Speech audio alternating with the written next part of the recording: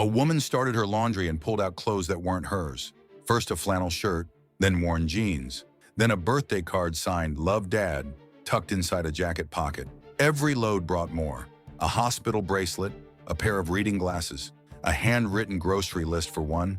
She kept washing, kept finding pieces of a life she didn't know.